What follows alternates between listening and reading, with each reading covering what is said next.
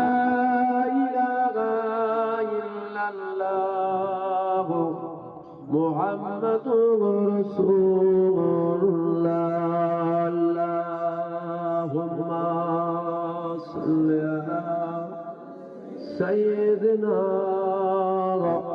মাওলানা মুহাম্মাদ ওয়া আলা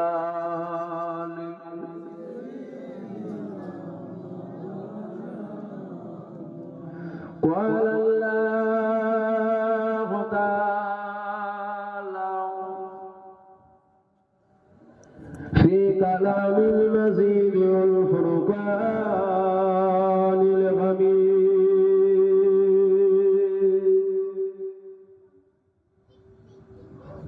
ولمن خاف مقام ربه جنتان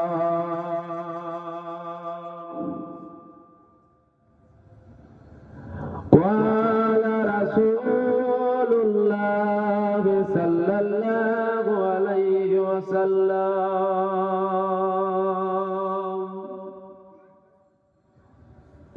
أول ما خلق الله نوري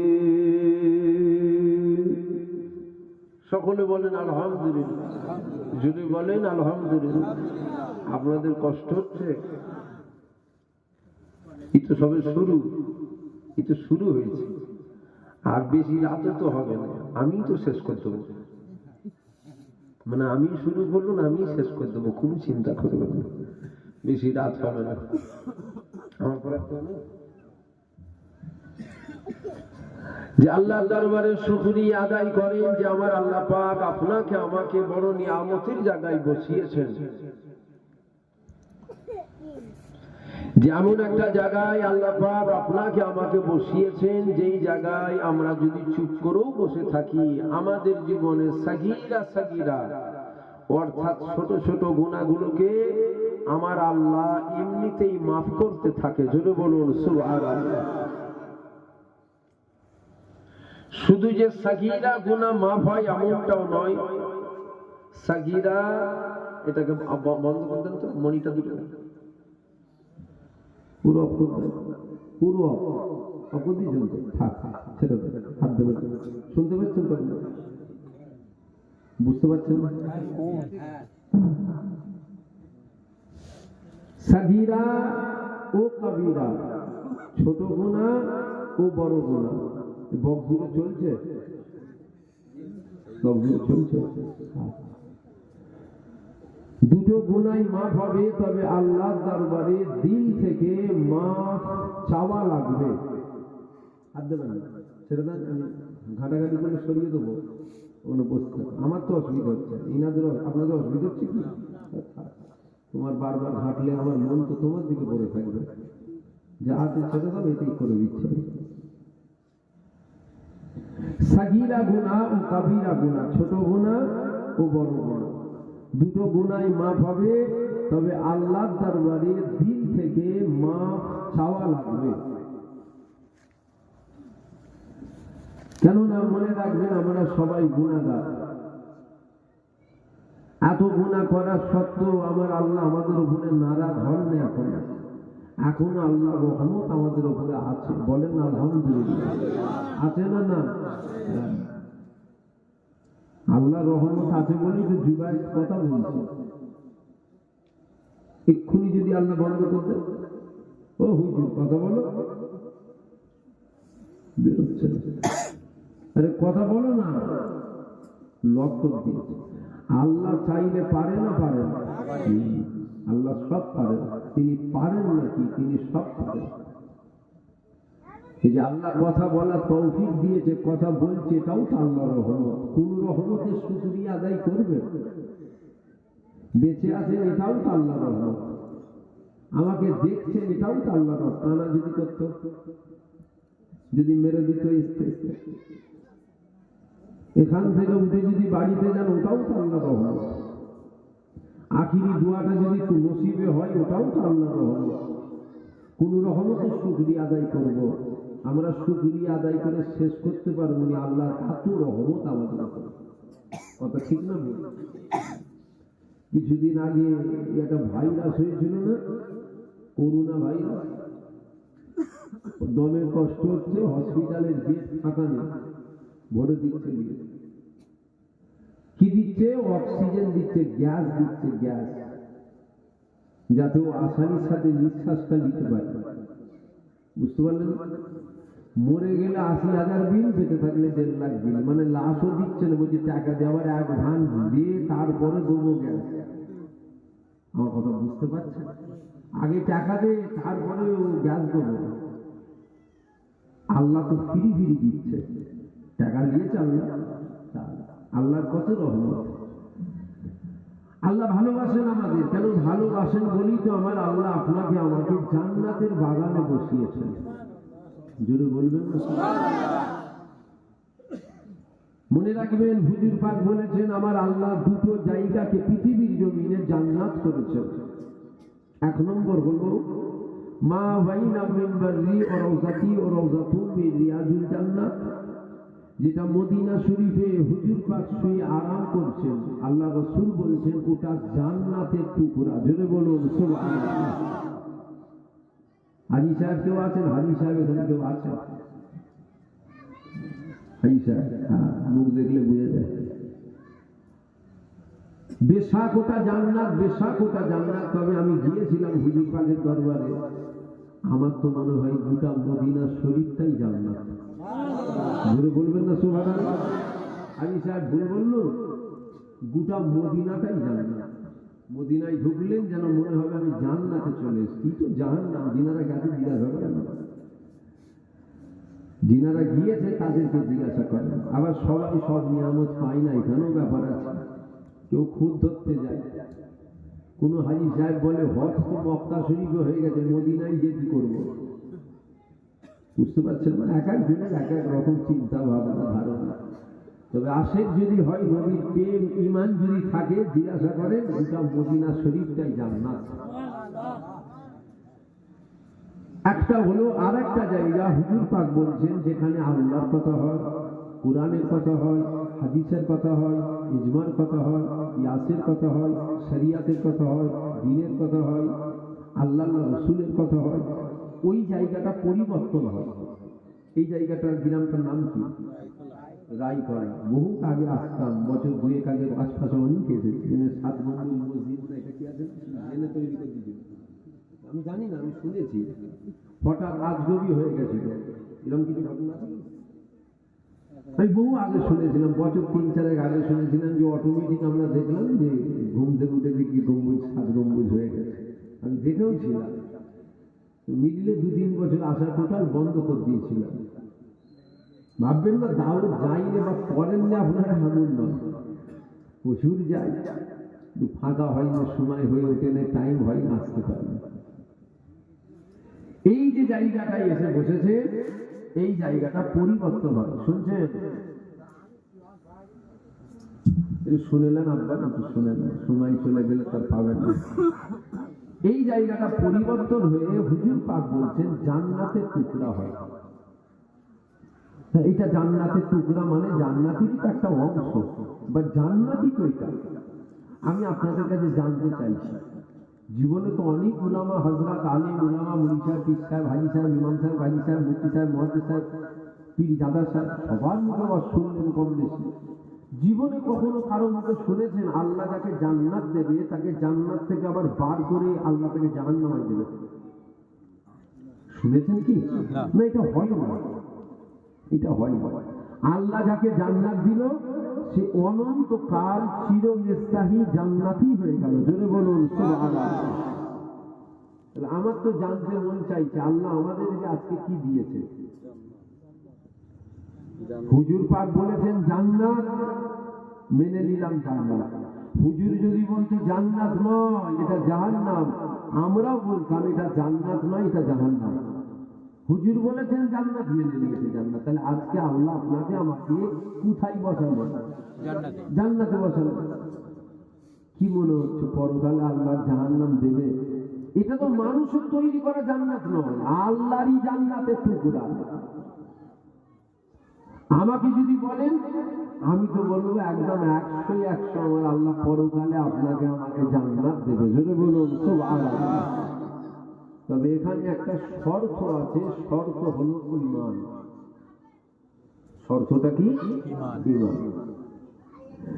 যদি কোনো মানুষ আমার হুজুর পাকের একবার দিদার পেয়ে যায়, আমার আল্লাহ তার জন্য জাহান্নামের আগুনকে ছোঁয়া হারাম করে দেয়। ওর উপরে জান্নাত ওয়াজিব হয়ে যায়, জান্নাত হালাল হয়ে যায়। ওই মানুষটা যদি মরার আগে বেঈমান হয়ে যায়, তাহলে ওর উপরে জান্নাত ওয়াজিব হবে কেন? যে হুজুর পাককে একবার দেখে নিল, রসুল পাককে একবার দেখে নিল, তার জন্য জাহান্নামের আগুন ছোঁয়া হারাম, জান্নাত ওয়াজিব, জান্নাত হালাল হয়ে গেল। এখন ওই মানুষটা যদি মরার আগে বেঈমান হয়ে যায়, আর জান্নাত ওয়াজিব হবে? আর জাহান্নামের আগুন হারাম হবে না? ওর উপরে জাহান্নাম ওয়াজিব হয়ে যাবে, কেন? বেঈমান হয়ে যাচ্ছে। তার এখানে শর্ত হলো ঈমান। আল্লাহ আমাদের ঈমান আমলের সাথে মওত দেয়। বলেন আল্লাহুম্মা, যদি বলেন আল্লাহুম্মা। তিনি দয়াময়, তিনি দয়াময়, তিনি আমাদেরকে ভালোবাসেন বলে এত গুনাহ করার পরেও একটা পবিত্র জায়গা জান্নাতের বাগানে বসিয়েছেন। আল্লাহ ভালোবাসেন। মনে রাখবেন, আমার ছোট দাদুজান বলতেন, ছোট হুজুর ফিরছে, ছোট হুজুরের কথা আসলে আবার বলবেন না তো, দেখেছো বাপ দাদুদের কথা শুরু? না না, বাপ দাদুর কথা বলবো নি আমি। ছোট হুজুর একটা কথা বলতেন, কথাটা খুব দামি কথা, ওই কথাটা মনে পড়লো বলছি। ছোট হুজুর বলতেন, দুদিন কা চাঁদনি হ্যাঁ ফির আঁধেরি রাত হ্যাঁ।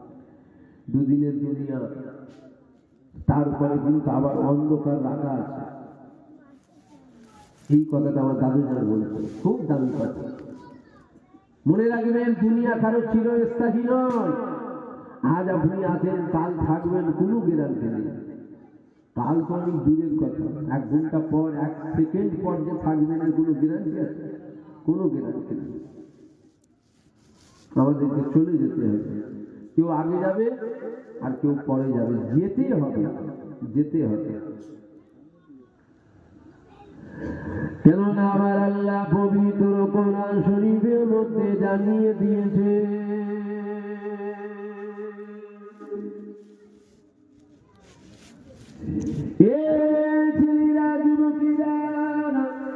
আল্লাহ পাক পবিত্র কালামুল্লাহর মধ্যে জানিয়ে দিয়েছে, কুল্লু নাফসিন যায়িকাতুল মউত, প্রত্যেকটা নফসকে আমার আল্লাহ অবশ্যই একদিন না একদিন মৃত্যুর স্বাদ চাখাবে। মানুষ যখন মারা যায়, ওই মানুষটাকে সর্বপ্রথম গোসল দেওয়া হয়। মানুষ যখন মারা যায়, ওই মানুষটাকে কাপড় পরানো হয়। মানুষ যখন মারা যায়, ওই মানুষটা জানাজা আদায় করা হয়। মানুষ যখন মারা যায়, ওই মানুষটাকে কাঁধে করে নিয়ে কর্মস্থানে নিয়ে যে হাজির করা হয়। মিনহা খালাকনাকুম ওয়া ফিহা নুয়িদুকুম ওয়া মিনহা নুখরিজুকুম তারাতান উখরা বলে মাটি দিয়ে আপনাকে রেখে চলে আসবে। আপনার কবরে আপনার বাপ থাকবে না, আপনার কবরে আপনার মা থাকবে না, আপনার কবরে কেউ থাকবে না। আপনার কবরে আপনাকে আপনারটা বুঝে নিতে হবে।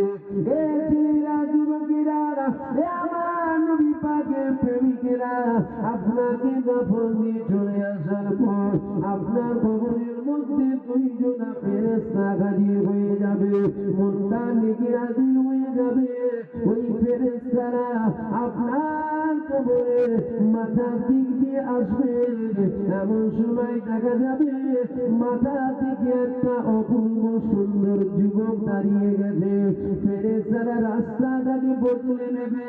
ওই ফেরেশতারা আপনার কবরে ডান দিক দিয়ে আসবে, ডান দিকে একটা যুবক দাঁড়িয়ে যাবে। ফেরেশতারা বাঁ দিক দিয়ে আসবে, বাঁ দিকে একটা অপূর্ব সুন্দর যুবক দাঁড়িয়ে যাবে। ফেরেশতারা পায়ের দিক দিয়ে আসবে, পায়ের দিকেও একটা সুন্দর যুবক দাঁড়িয়ে যাবে। এই যুবকেরা বাবেরা কবর তো একা থাকার পর ওই কবরের মধ্যে এই 4 জনা যুবক কারা কারা কারা, এই 4 জনের মধ্যে প্রথম নম্বর যেটা আপনার আমার মাথার গোড়ায় দাঁড়িয়ে যাবে, ওটা হলো আপনার আমার জীবনের নামাজ।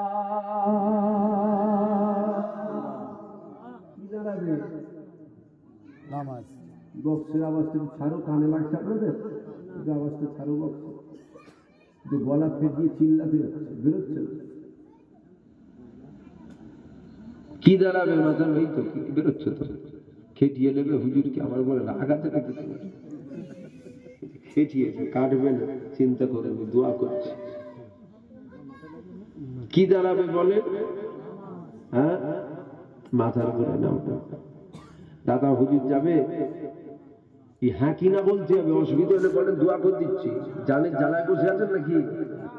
সারা দিচ্ছেন না কেন? দাদা হুজুর যাবে, আপনি কি মনে করছেন আমি দাদা হুজুরের সিলসিলার বাইরে ভাবছেন নাকি? দাদা হুজুর আমার দাদু হয়, আপনার পীর হয়, আমারও পীর হয়, আমার সম্পর্কে দাদু হয়, উনার খুনও আমার শরীরে আছে। আমি বাইরের নয়, ঠিকই আছে, ঘরেরই আছে, কিন্তু যেটা বাস্তব সেটা তো বলতে হবে। দাদা হুজুর যাবে, বড় হুজুর যাবে, মেজ হুজুর, সেজ হুজুর, নোয়া হুজুর, ছোট হুজুর যাবে। একই কথাই যদি বলা হয়, কবরে আপনার জীবনের নেক আমল, এটাই কিন্তু কবরের সাথে যাবে।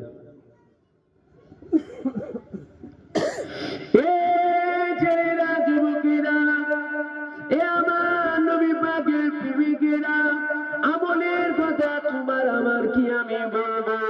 আমল তো আমাদের কিছুই নাই, কিছুই নাই, কিছুই নাই। আমল যদি থাকতো, আমল আমাদের নামাজ পড়ি, রোজা রাখি, হজ করি, যাকাত দিই, তবে আমল দেখাবার মতো নয়। এই আমল দেখাবার মতো নয়। এই যুবকের আব্বারা, তরুণেরা, আল্লাহ দরবারে দোয়া চাই, আমার আল্লাহর রহমতটা আমাদের উপরে যেন থাকে। কেননা রহমত যদি না থাকে, আমাদের কোনো দিক দিয়ে কোনো জায়গায় আমরা রেহাই পাবো না। এ ছেলেরা, যুবকেরা, এ আমার নবী পাকের প্রেমিকেরা, আল্লাহর দয়া যেন আপনার আমার উপরে থাকে। কেননা তিনি দয়াময়, তিনি যদি আমাদের উপরে দয়া করে, আমাদের সমস্ত রকম বেড়া পার হয়ে যাবে। আর তিনি যদি আমাদের উপরে দয়া না করে, আমি আজকে ওয়াজ করলে কি হবে? কিয়ামতের ময়দানে আমাকে জাহান্নামায় কোন জায়গায় থাকতে হবে খুঁজে পাওয়া যাবে না। বুঝতে পারছেন না? এখানে বসে ওয়াজ করছি তো কি হয়েছে? আল্লাহর দয়া যদি আমার উপরেও না হয়, কিয়ামতের ময়দানে জাহান্নামার কোন জায়গায় থাকবো আমি আপনারা খুঁজে পাবেন না। আপনাদের থেকেও কঠিন জায়গায় আমি থাকবো। তবে বেঁচে আছি, মনে আশা, মনে বিশ্বাস, আল্লাহর রহমত আমাদের উপরে হবে। হবে না? হবে না? বলেন ইনশাআল্লাহ। এ ছেলেরা, যুবকেরা, কেননা কিয়ামতের ময়দানে আমার আল্লাহ পাক বিচারক হয়ে গেল। আমার আল্লাহ পাক বিচার করতে লেগে গেল। আমার আল্লাহ পাক যেদিন বিচারক হয়ে গেছে, আমার আল্লাহ পাক বিচার করতে লেগে গেল। এমন সময় একটা বান্দা আল্লাহর সামনে হাজির হয়ে গেল। আমার আল্লাহ পাক আওয়াজ দিয়ে দিল, আমার বান্দা কি করেছো বলো? বান্দা আল্লাহকে বলেছিল, আল্লাহ নামাজ, রোজা, হজ, যাকাত, দাড়ি, টুপি, জুব্বা দেখাবার মতো কোনো আমল নাই, কোনো আমল নাই। আল্লাহ পাক হাসুরবাসী বান্দাদের সামনে আমাকে বেউজুদি করাবেন না, আমাকে আপনি গোপনে গোপনে আপনার জাহান্নাম দিয়ে দেন। আমার আল্লাহ পাক আওয়াজ দিয়েছিল, এ আমার বান্দা আমার রহমত থেকে নিরাশ হয়ে যাবে না। এ আমার বান্দা আমার রহমত থেকে নিরাশ হয়ে যাবে না। আমাকে দেখতে দাও, আমাকে দেখতে দাও। আমার আল্লাহ পাক দেখতে লেগে গেল, গুনাহ গুনাহ গুনাহ গুনাহ গুনাহ গুনাহ গুনাহ। আবার বান্দা আল্লাহকে বলতে লেগে গেল, ও রব্বি আল্লাহ, এতগুলো মানুষের সামনে আপনি আমাকে গোপনে গোপনে আপনার জাহান্নাম দিয়ে দেন। আমার আল্লাহ পাক আওয়াজ দিয়ে দিল, বান্দা আমার রহমত থেকে নিরাশ হয়ে যেও না, নিরাশ হয়ে যেও না, আমাকে দেখতে দাও। আমার আল্লাহ দেখতে লেগে গেল। এমন সময় একটা ভালো কাজ বেরিয়ে গেল। 1 তারিখে ওনার আম্মা জানের শরীরটা বড় অসুস্থ ছিল, সারা রাত জেগে জেগে মায়ের খেদমত করেছিল। আমার আল্লাহ পাক আওয়াজ দিয়ে দিল,